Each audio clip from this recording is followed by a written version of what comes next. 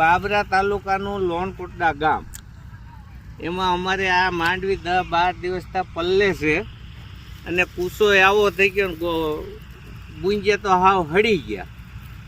અમારે હવે માલનું કરવું કે માણાનું કરવું, છોકરાની ફી ભરાય એમ નથી બાપા.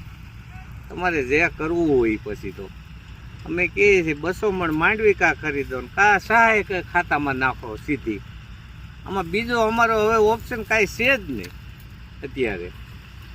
અને મજૂરી થઈ ગઈ 400 રૂપિયા. કોકો ગોગડો છે એ બધો ખરીદે છે, જો વીણીએ છીએ. એમાં હવે તમે શું કરીએ?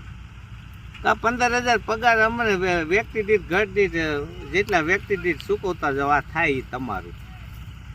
બાકી તો હવે બીજું ઓપ્શન છે જ નહીં. અમે જાજો ક્યાં 20-25,000 તમારા નોકરિયાતની ઘોડે માગીએ છીએ. ઘરમાં 5 સભ્ય હોય તો 15-15 લેખે દ્યો મહિને. બાકી તમારે તો જો સરકારી કર્મચારીને 80,000 હોય તો ઓછો પડે છે અને ₹1,00,000 હોય તો ઓછો પડે. અમારે તો શું કરવાનું? અમે 15,000 બેઠા છીએ.